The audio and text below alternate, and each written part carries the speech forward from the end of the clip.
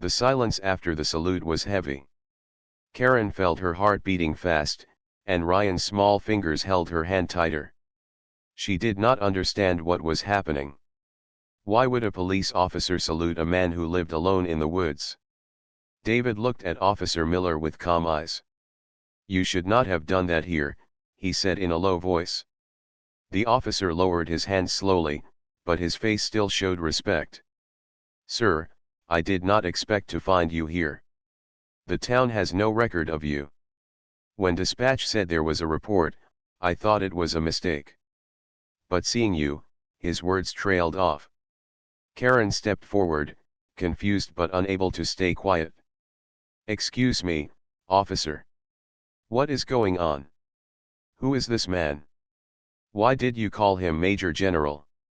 Miller glanced at her and then back at David, as if asking for permission to speak. David gave a small nod. "Ma'am," Miller said, "this man is not dangerous. He is one of the highest officers in the army. A decorated war leader. If I am correct, he is Major General David Cole. I studied his name when I was in training. But the report said he retired years ago." Karen blinked in shock. "A Major General? Living out here in the forest?" David's voice was calm but firm. "That is correct. I left that life behind. I do not want attention, and I do not want visitors. This cabin is where I stay in peace." Ryan looked up at him with wide eyes. "So you really are a general? Like the ones in the shows?" David gave a faint smile, the first Karen had seen on his face. "Something like that, boy." Karen still felt uneasy. "If you are who he says, why hide here? Why not live a normal life? Why keep it secret?" David looked away toward the trees, his voice heavy. "Because some parts of the past are better left behind. Some enemies do not disappear. And peace can only be found in places far from the noise of the world." Officer Miller cleared his throat. "Ma'am, your concern was honest, but this man is no threat to you. In fact, he has probably done more for this country than most of us can imagine." Karen felt a mix of relief and confusion. She had only wanted to keep her son safe, but now she realized she had uncovered something much larger. Still, her curiosity grew. "General, if you don't want people to know, why stay in this town at all? Why not go somewhere far away?" David turned his sharp eyes back to her. "Because I promised someone I would watch over this place. And a soldier always keeps his word." Those words hung in the air like a hidden truth. Karen wanted to ask more, but before she could, a sound came from deeper in the forest. It was faint, like the crack of a branch under weight. David's head turned quickly. His body stiffened, and his hand moved slightly as if ready for something.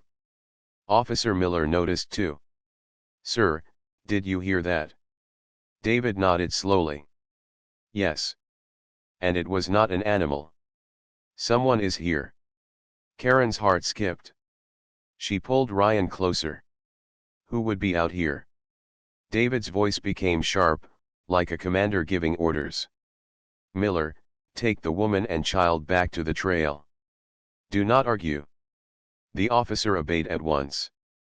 He gently guided Karen and Ryan away. But Ryan looked back, worried.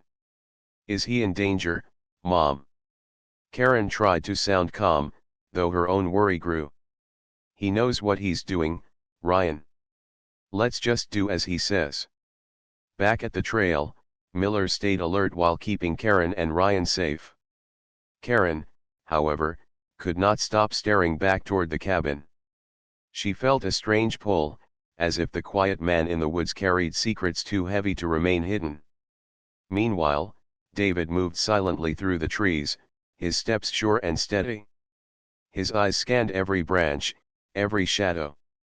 Then he saw tracks in the soil. They were fresh, heavier than a deer's, not shaped like boots but wide, like special gear. His jaw tightened. He knew these tracks. He had seen them before, long ago, when he was still in command. Whoever left them was not a hiker, not a hunter, and not a friend. When David returned to the cabin, his face was harder than before.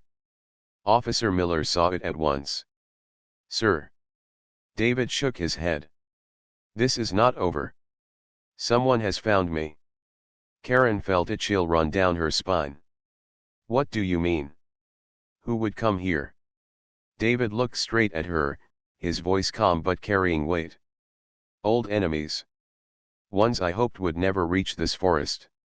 You were right to call for help, Mrs. Karen. But now the problem is much larger than you imagined." Karen's breath caught. She had thought she was only protecting her son. But now she realized she and Ryan had stepped into the middle of something far deeper, something that went beyond a simple cabin in the woods. Ryan whispered softly, "Mom, I told you he was important." And this time, Karen could not deny it. The forest seemed calm, but David knew better. He had lived too long in silence not to hear the difference between nature and danger. The tracks he had seen told him what he feared: someone had followed his trail. Karen stood close to Officer Miller while Ryan leaned against her side, his eyes fixed on David. The boy looked both afraid and amazed. "What happens now?" he asked softly. David walked to the cabin and placed the axe back near the wall. His movements were steady, not rushed, but full of purpose. "Now," he said, "we prepare." Karen frowned. "Prepare for what? This is just a quiet town. We don't have enemies here." David shook his head. "You may not, but I do. My past has a long reach. If they have found me, then it is not by chance. They have been searching." Officer Miller stepped forward, his hand resting on his belt. "Sir, do you mean foreign agents? Or deserters?" David's eyes narrowed. "Not deserters. Professionals. They know the land, they know how to move without being seen. But they left tracks, which means they are not as careful as they think. That is their mistake." Karen's voice trembled a little. "What do you expect us to do? I have a child here. We can't fight soldiers." David looked at her with calm strength. "You will not fight. You will follow my instructions. That is the only way you stay safe." The authority in his voice made Karen fall silent. She could see that Officer Miller already obeyed him without question, like a soldier before a commander. And somehow, that gave her both comfort and fear. David moved inside the cabin. The small wooden house looked simple from the outside, but inside it was organized with precision. Maps, a locked chest, and a few old photographs hung on the walls. He pulled out a metal box, set it on the table, and opened it with a key. Inside were neatly kept items: a compass, binoculars, and a shortwave radio. Ryan's eyes widened. "Wow! It's like an army box." David gave a small nod. "Some things you never throw away." He lifted the radio and turned it on. Static filled the air. After adjusting the dial, he spoke into it. His voice was firm but low. "Eagle, this is Ironwood. Repeat, Ironwood. Do you copy?" The radio hissed, then a voice replied, "Ironwood. After all these years?" "Copy loud and clear." "What is your status?" Karen stared, surprised. She whispered to Miller, "He has people listening to him." "After all this time?" David continued. "Status compromised. Possible pursuit. Unknown number of hostiles in my sector. Need confirmation of surveillance." The voice answered quickly, "Understood. Stay in position. We'll check satellite scans for movement. Hold your ground." David turned off the radio and put it back in the box. "We don't have much time." Officer Miller looked tense. "Sir, should I call for backup?" David shook his head. "No. The local force is not trained for this. They would only get in the way. For now, keep the family safe. Karen felt a weight in her chest. Why us? Why involve us at all? David's eyes softened slightly. Because your son saw me. That means the enemy knows he saw me. They may think he knows something. That puts you both at risk. Karen pulled Ryan closer, her heart sinking. She had only wanted a peaceful trip for her boy. Now it felt like she had stepped into the middle of a hidden war. David stood tall, his presence filling the room. Listen carefully. They will not strike in daylight. They will wait.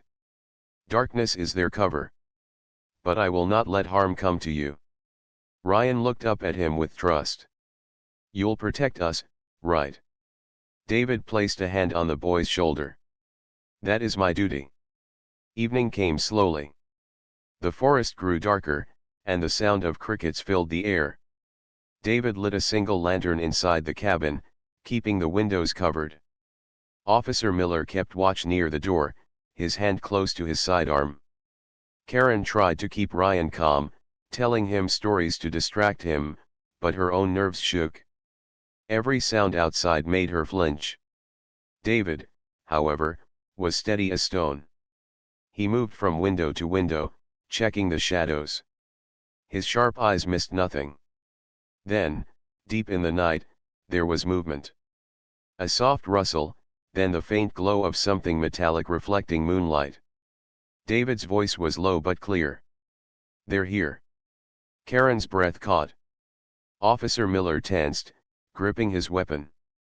Ryan clung to his mother. David pointed toward the back of the cabin. Take them to the cellar. Keep them there until I give the word. Miller obeyed without question. He guided Karen and Ryan to a trapdoor near the corner. Karen hesitated, her eyes locked on David.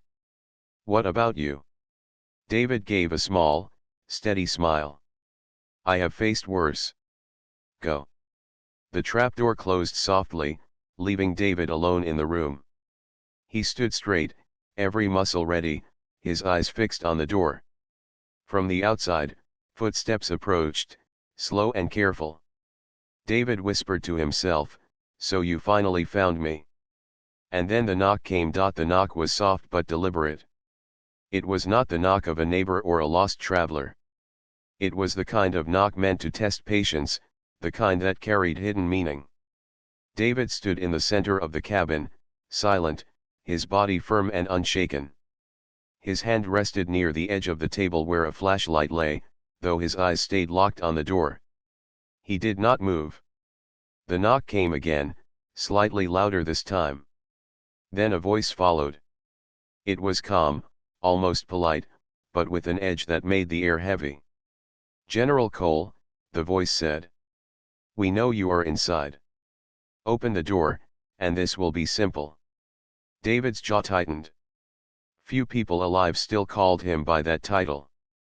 Whoever these men were, they knew him well enough to know his name, but not well enough to know his mind. He did not answer. Outside, the crunch of boots on leaves grew louder. More than one man was out there. 3, maybe 4. Their steps circled the cabin like wolves testing prey. Down in the cellar, Karen held Ryan close while Officer Miller listened with sharp focus. The muffled voice from outside had reached even them. Karen's face paled. They know who he is. What will they do? Miller whispered, stay quiet. Trust him. He's handled worse than this. Above them, David finally spoke, his voice calm but firm. If you know me, then you also know I do not answer to threats. Walk away. The forest fell into silence. Then a low laugh echoed from outside. Still the same, General. Always in command. The words were followed by the sound of metal being cocked. Weapons. David could hear it as clear as the wind through the trees. He moved toward the lantern, dimming it until the room was almost dark. His eyes had already adjusted to the night. He took a deep breath, his body steady, his mind sharp. He was not afraid. Enough talk, another voice called. We take him now. The door rattled as someone tried the handle. When it did not open, a heavy kick followed, shaking the old wood. The cabin shivered but held. David stepped back, taking position near the side wall. The second kick came harder, then a third. Finally, with a loud crack, the door burst open, splinters flying. Two figures rushed inside, dressed in dark gear, their faces hidden under masks. They carried rifles, moving with trained precision. But David was already in motion. The first man aimed his weapon, but David slammed the lantern against his arm, knocking it aside. In the same second, David struck with his elbow, sending the intruder crashing into the wall. The second man swung his rifle up, but David grabbed the barrel and twisted it with sharp force, throwing the man off balance. With a quick movement, he shoved him to the ground, the rifle clattering away. Outside, another voice shouted, "Go, go." Footsteps thundered toward the cabin. David moved quickly, picking up the rifle from the floor. He checked it with ease, like an old habit, then aimed it toward the doorway. When the third intruder rushed in, David fired a sharp burst into the wooden beam above the man's head. Splinters rained down. The man froze, realizing David could have ended him if he wanted. "Drop it," David commanded. His voice carried the same power it once held on battlefields. The man hesitated, then obeyed, setting his weapon down. The fourth figure stopped at the doorway, weapon raised. But the others shouted, "Stand down! Stand down!" For a moment, the forest was filled only with heavy breathing. The intruders were skilled, but they had not expected to face the general himself in close quarters. David lowered the rifle slightly, though his eyes stayed locked on them. "Who sent you?" The man nearest the door spoke carefully. "We don't answer questions." David stepped forward, his presence commanding. "You already failed tonight. You came here thinking you would find a broken man hiding in the woods. Instead, you found me. Tell me who sent you, or you won't leave this forest." Silence stretched long. Then the leader spoke, his voice low. "You made enemies long ago, General. Some never forgave you. Some never forgot what you cost them." David's expression did not change. "That is not an answer." The leader gave a cold smile. "It's the only one you'll get." Suddenly, a sharp whistle cut through the night. The men glanced at each other, then back at David. Without another word, they moved quickly, retreating into the dark trees. David did not chase them. He listened to their fading steps until the forest grew quiet again. Only then did he lower the rifle. A few moments later, Officer Miller opened the trap door. Karen and Ryan climbed out, their faces pale. "Are they gone?" Karen asked, her voice shaking. David nodded. "For now." Ryan stared at him with awe. "You fought them like a real soldier." David placed the rifle down on the table, his eyes thoughtful. "They were testing me. This was only the beginning. They wanted to see if I still had strength. Now they know I do." Karen swallowed hard. "So they'll come back." David looked out the broken doorway, into the endless dark of the forest. His voice was steady, but heavy with truth. "Yes. And next time, they won't come only for me." The broken door hung loose on its hinges, swinging gently in the night breeze. Karen pulled Ryan close, still shaken by what she had seen. Officer Miller checked the area outside the cabin, his weapon ready, but the attackers had already vanished into the dark forest. David stood in the doorway, his shoulders straight, his face calm. To anyone else, it might have looked like nothing had happened. But inside, he was thinking quickly, weighing every detail. The men had come well armed and well trained. That meant whoever sent them was serious. Karen broke the silence first. "You can't stay here now. They know where you are. You need to leave." David turned toward her. If I leave, they'll follow me. And if they follow me, they might cross paths with you again. Running will not end this. Miller stepped forward. Sir, if they're professionals, we need more than just the two of us. Let me call for state backup. I can have men here within an hour. David shook his head. These are not criminals you can arrest. They are hunters. If you bring ordinary officers, they will only be in danger. No. I'll handle this. Karen's voice rose slightly, her fear mixing with anger. Handle this? You fought 4 men tonight, and you think you can do it again when more come? You can't do everything alone. For the first time, David's eyes softened. He looked at her, not as a soldier but as a man. Mrs. Karen, I have lived most of my life handling things alone. It is the only way I know. But I promise you this, I will not let harm touch your son. Karen swallowed hard, her anger fading into quiet worry. She could see the weight of his words, the truth in his calm eyes. Ryan tugged at her sleeve. Mom, he's strong. He can protect us. David gave the boy a small nod. Strength is not just about fighting, Ryan. It is also about keeping people safe. The night passed slowly. David did not sleep. He moved around the cabin, checking weak spots, repairing what he could. Miller stayed awake with him, watching his movements with respect. Karen and Ryan rested on a small cot, though Karen's eyes opened often, every time she heard a sound outside.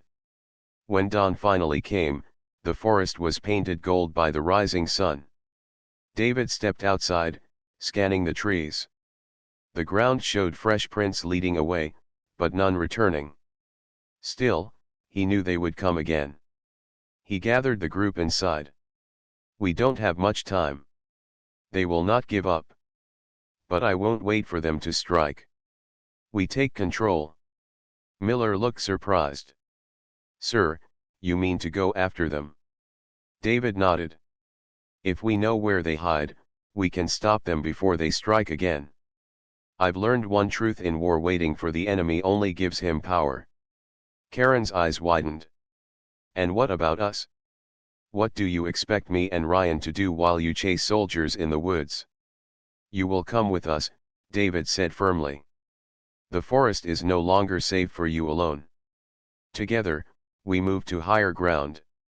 There's an old ranger tower a few miles north. It has shelter, radio access, and a clear view of the land. From there, we can watch their movements. Karen hesitated. A ranger tower? With my son? David's voice was steady. It is safer than staying here with a broken door. Karen wanted to argue, but deep down she knew he was right. The cabin no longer felt like protection, it felt like a trap. By noon, they packed what little they needed. David carried supplies with ease, while Miller kept his weapon close. Karen held Ryan's hand as they followed the narrow trail north. The forest was quiet, but every sound made her tense: the crack of a branch, the rustle of a bird. As they walked, Ryan asked endless questions. General, were you really in battles? Did you really have soldiers who listened to you? David answered calmly. Yes. I commanded many. Brave men and women. We stood together in times when the world was dark. And though the battles ended, some shadows never left. Ryan looked up at him with admiration. I want to be brave like you one day. David gave a faint smile. Bravery is not about fighting, Ryan. It's about standing for what is right, even when you are afraid. By late afternoon, they reached the tower. It stood tall above the trees, wooden and strong, though aged by time. The stairs creaked as they climbed, but when they reached the top, the view stretched for miles. From there, David could see the forest spread wide, with no place to hide from the open sky. This will do, David said, setting down the packs. Miller checked the small room inside the tower. It's tight, but safe enough. Karen looked around nervously. For how long? David glanced toward the horizon. His sharp eyes caught movement far in the distance, figures crossing the tree line, careful and quick. Too far for detail, but close enough for him to know. Not long, David answered. They are already looking. Karen followed his gaze and felt her stomach drop. How many? David's voice was calm, but the weight of it made the air heavy. More than before. This time, they came prepared. Ryan whispered, holding his mother's arm, "Will we be okay?" David rested his hand on the boy's shoulder, his tone steady and sure. "As long as I stand, you will be safe." But deep inside, he knew the battle was only beginning. The ranger tower stood firm against the wind, its old wood groaning but holding steady. From the top, David could see the endless stretch of forest below. The figures in the distance moved with skill, using shadows and trees as cover, but he could still track them. Years of training had sharpened his eyes to details most would miss. Karen sat inside the small room with Ryan, trying to keep him calm. She told him stories, though her own voice trembled. Every time the floor creaked or the wind whistled, she glanced toward the door. Officer Miller checked his weapon again. "Sir, they're advancing in formation. These men aren't simple hunters. They've trained for this." David gave a short nod. "Yes. They know how to move, but they don't realize I've been watching men like them for decades. Their discipline will not save them if they underestimate me." Karen's patience finally broke. She stood, her voice shaking with fear and frustration. "General, I don't understand. Why are they after you? Why risk all this for one man? My son is terrified, and we're caught in the middle of something we don't even know about." David looked at her, his calm eyes holding a deep heaviness. "Because some wars never end, Mrs. Karen. Years ago, I led missions that stopped powerful groups. Those groups lost men, lost power, lost secrets they wanted kept. Some of them swore revenge. I thought time had buried their anger, but I was wrong. They tracked me, waited, and now they've come to finish what they couldn't before." Karen's lips trembled. "So this is because of the past? And now they'll kill anyone near you?" David's voice lowered. "That is why I must end this here. If I fall, they will keep searching. But if I stop them now, your son's future will not carry my shadows." Ryan, who had been listening quietly, looked up with wide eyes. "You're like a hero, General." David placed a gentle hand on the boy's shoulder. "I am no hero, Ryan. I am only a man trying to do what is right." The afternoon sun began to sink, painting the sky orange. David studied the tree line through binoculars. The intruders had stopped at a distance, building a temporary camp. They were waiting for night again, when the shadows would help them. Miller tightened his jaw. "They'll come harder this time. Maybe more of them." David lowered the binoculars. "Yes. Which is why we won't wait. When darkness falls, I'll go to them." Karen gasped. "You can't. That's suicide. There are too many." David's expression was steady. "I have faced worse. Their advantage is numbers, but they don't know this land like I do. I've lived here long enough to know every ridge, every creek, every sound the forest makes. That is my advantage." Miller looked at him with admiration. "If you go, I'll follow." David shook his head. "No. Your duty is here. Protect the boy and his mother. If I do not return, you get them to safety." Karen's chest tightened. "You can't just walk into their camp alone." David gave a faint, almost tired smile. "Alone is how I have always fought. Do not fear. I will return." As the last light of day faded, David prepared. He carried only what he needed: a knife, the rifle he had taken, and a small pack. His movements were quiet and precise, like a man stepping back into a role he had left long ago. Ryan grabbed his arm before he left. "Please come back." David crouched down, meeting the boy's eyes. "I give you my word."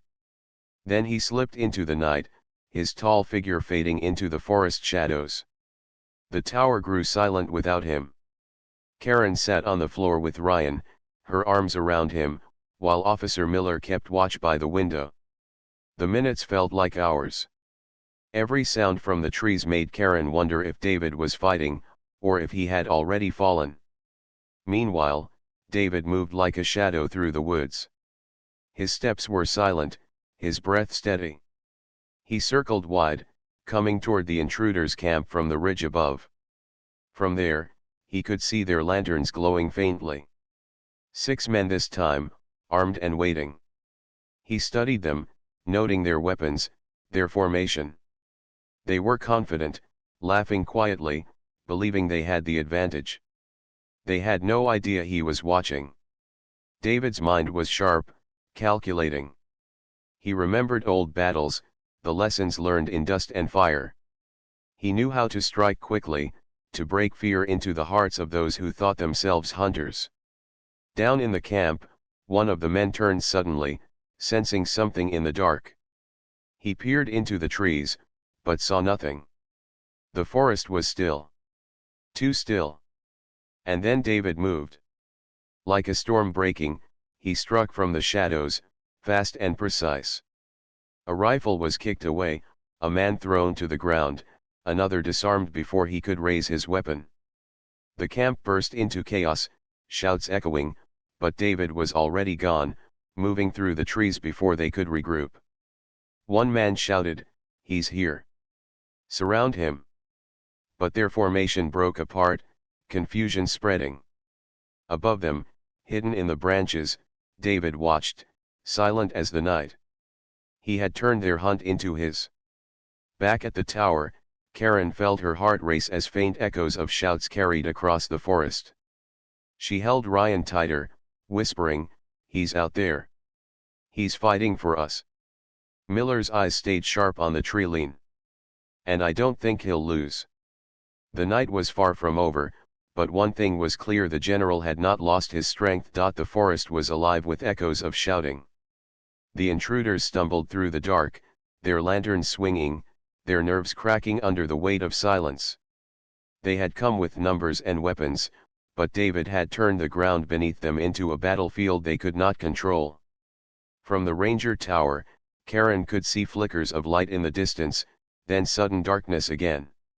She clutched Ryan close, her heart pounding.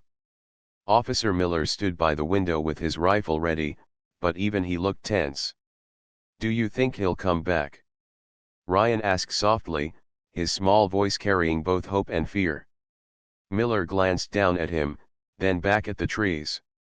"The general doesn't fight battles to lose. He'll be back." Out in the woods, David moved silently from one shadow to another. The men had split into pairs, hoping to corner him, but that made them weaker. He struck quickly, never staying long in one place. A tripwire here, a sudden strike there. Every move he made sent fear rippling through them. One man whispered to another, "He's toying with us. This isn't a fight. It's a lesson." By midnight, the intruders were no longer hunters, they were prey. Panic grew. Their voices turned sharp, their steps rushed. And in that chaos, David struck at the center of their camp again, scattering their supplies and leaving his mark behind. He whispered into the night, almost like speaking to the ghosts of his past. "You should have left the forest. You should have stayed in the shadows of history." Back in the tower, the waiting grew heavier. Karen's hands shook as she poured water for Ryan. The boy tried to be brave, but every distant crack of a branch made him flinch. Suddenly, there was movement outside. Miller aimed his weapon, his muscles tense. Then a shadow approached slowly, carefully. "It's him," Karen breathed. David stepped into the light of the lantern with calm strides. His clothes carried dirt and torn fabric, but his eyes were steady, his breath even. He had returned. Ryan ran to him and hugged him tight. You came back. I knew you would. David placed a hand on the boy's shoulder. I gave you my word. Miller exhaled in relief. Sir, what happened? David set down his rifle. They are broken. Their leader still breathes, but his men will not follow much longer. They thought they could outlast me. They were wrong. Karen's relief was mixed with worry. But if their leader is alive, won't he return? David's eyes narrowed slightly. He will. Men like him don't stop easily. But next time, he will not bring soldiers. He will bring anger. That is when he will make mistakes. The hours passed into dawn. The forest grew quiet again, almost peaceful. Birds sang, and the mist rose slowly from the ground. Yet the silence was heavy, as if the trees themselves were waiting. David stood watch from the balcony of the tower, his figure tall against the pale light of morning. Karen walked out to him, her voice low. You've carried this fight for so long. Don't you ever wish to leave it behind? David kept his eyes on the horizon. Every day. But some fights choose us, whether we wish it or not. I left the uniform, I left the ranks, but I cannot leave the oath I once took. That oath is why I stand here now. Karen's gaze softened. She understood that his past was not just history, it was a weight he carried still. By midday, movement stirred in the forest again. The last of the intruders gathered at the edge of the clearing. This time, their leader stepped forward. His face was hard, marked by scars of old battles. He raised his voice toward the tower. General. You cannot hide behind women and children. Face me, and this ends today. Ryan shrank back in fear, but David's expression was calm. He lifted his rifle, then set it aside. No more running, he said firmly. If he wants me, he will have me. Karen gasped. You can't go down there alone again. What if he kills you? David looked at her with quiet strength. Then you will know I did not run. And that will be enough. Miller stepped forward. Sir, let me back you up. David shook his head. This is not your burden. Protect them. That is your role. And with that, he walked down the wooden steps of the tower, his boots firm against the boards. Each step carried the weight of years, of battles fought and sacrifices made. He reached the clearing where the leader waited, weapon in hand. The forest went still. Even the wind seemed to hold its breath. The man sneered. You were a legend once.